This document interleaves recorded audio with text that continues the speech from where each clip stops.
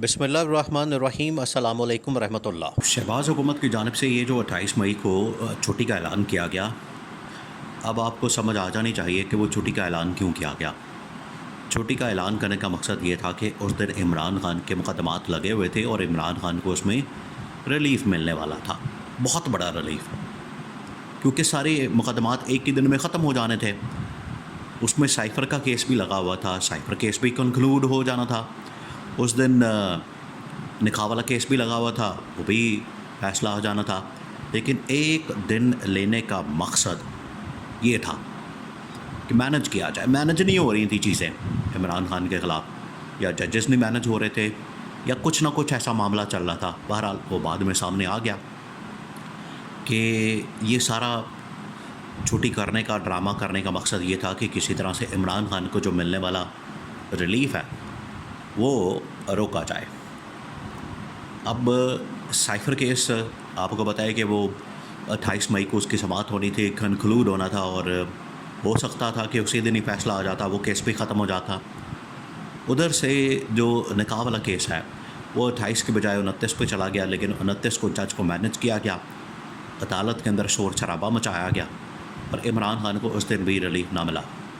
अब हुआ क्या, कहाँ चीज़ें मैनेज की गई, हुकूमत ने और इस्टेब्लिशमेंट ने क्या किया, किसने गेम खेली है, ये इंतहाई अहम तरीन मामला है, इसको आपने समझना है। देखिए, 29 मई की सुबह, अब 28 मई तो सब ने छुट्टी कर ली, छुट्टी मना ली, और नवाज़ शरीफ को सदर बना दिया गया पार्टी का, और नवाज़ शरीफ ने आके शिकवे शिकायतें शुरू कर दी और बड़ा रोना धोना और ये तमाम चीज़ें। लेकिन उसने जो 28 मई की छुट्टी का मकसद था वो तो हासिल कर लिया।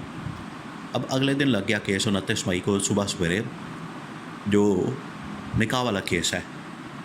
अब निकाह वाला जो केस है वो असल में लग गया था, और उसमें ये पता चल गया था कि इमरान खान इसमें बरी होने जा रहा है। ये जो निकाह वाला केस है ये असल में इमरान खान और बुशरा बीबी के ऊपर बनाया गया, और इसमें इनको सज़ा दे दी गई। जब इलेक्शन होने थे 8 फरवरी 2024 के, तो उससे ठीक कोई हफ़्ता 10 दिन पहले जो 3 मुकदमात थे, 3 मुकदमात जिसमें इमरान खान को सज़ा सुनाई गई, और वो पूरा इस्टेब्लिशमेंट का प्लान, ये PDM गवर्नमेंट, ये नून लीग पीपल्स पार्टी का मिल मिला के सब ने एक प्लान बनाया था कि इमरान खान को साइफ़र केस में, तोशा खाना केस में, और एंड पे एक निकाह वाले केस में सज़ा सुना दी गई। और इसमें इमरान खान और बुशरा बीबी को दोनों को सज़ा सुनाई गई। अब ये तकरीबन कोई 4-5 महीने केस चला, और 4-5 महीने जो केस चला है वो भी एक किस्म का डिले किया गया, सिर्फ डिले किया गया, और कोई मकसद नहीं था, क्योंकि उसके अंदर कोई चीज़ है ही नहीं थी, उसके अंदर कुछ ऐसा था ही नहीं, उसके अंदर कोई ऐसी बात ही नहीं थी कि इसको साबित किया जा सके। इमरान खान की साबिक अहलिया बुशरा बीबी के साबिक शौहर ख़ाबर मानिका को अचानक से याद आता है 5-6 साल बाद कि ये तो इद्दत को दौरान निकाह हुआ था, तो उसने केस डाल दिया। असल में याद क्या आता है, ये इसको इस्तेमाल किया जाता है। तो बहरहाल आ जाएँ सीधा 29 मई पे। 29 मई को अब ये सुबह जब केस लगता है तो जज साहब आते हैं फ़ैसला सुनाने के लिए, लेकिन अब जज साहब के सामने जो है वो सारे PTI के जितने लीडरशिप है, जितनी बड़ी टॉप की लीडरशिप, जिसमें उमर अयूब ख़ान, जिसमें फैसल जावेद ख़ान, बैरिस्टर गौहर ख़ान, शिबली फराज, तमाम लोग, यानी कि सारी लीडरशिप, ख़वातीन वगैरह भी वहाँ पर पहुँची हुई थी कि आज बहुत बड़ा फ़ैसला आना है और बुशरा बीबी और इमरान खान को इसमें रिलीफ मिल जाना है। उससे पहले आपने ये जो छुट्टी वाला मामला ये ज़हन में रखना है, क्योंकि ये छुट्टी की ही इसी मकसद के लिए गई थी कि इमरान खान को रिलीफ नहीं देना।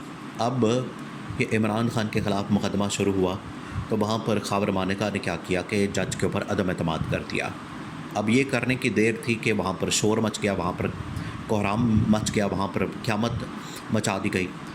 जज ने भी कहा कि अदम एतमाद हो गया है मेरे ऊपर, और मैं अब जा रहा हूँ, और अब ये मामला आगे नहीं बढ़ सकता। तो ये सब कुछ पहले से एक तयशुदा मंसूबा था।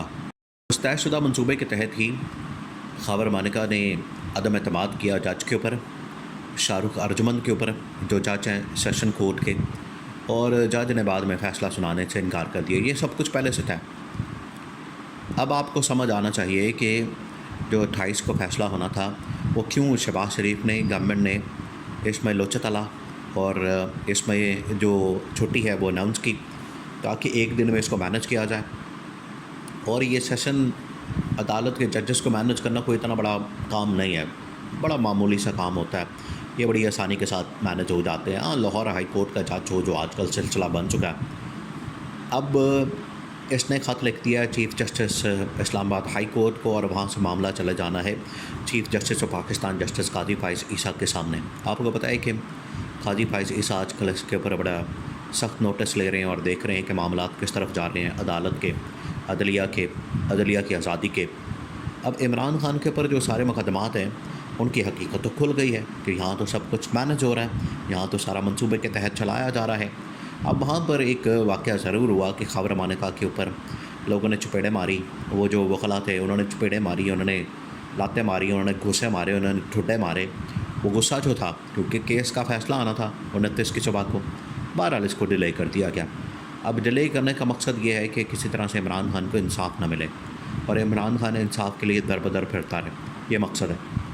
लेकिन इंसाफ एक देखिए, यहाँ पर जो अदालती निज़ाम है यही वो इमरान खान बात करता था कि मैंने रिफॉर्म्स लानी है और ये शरीफ ख़ानदान और जरदारी ख़ानदान रिफॉर्म्स नहीं लाने देता, बल्कि अब इन्होंने इलेक्शन लॉज के ऊपर ऑर्डिनेंस निकाला है और उसके बाद नैब लॉज के अंदर ये ऑर्डिनेंस निकाला है ताकि इमरान खान को इनके ज़रिए से भी जो थोड़ा बहुत रिलीफ मिलने के चांसेस मौजूद हैं वो भी ख़त्म किए जा सकें। तो ये सारा कुछ किया जा रहा है असल में इमरान खान की मुखालफत में, इमरान खान की दुश्मनी में।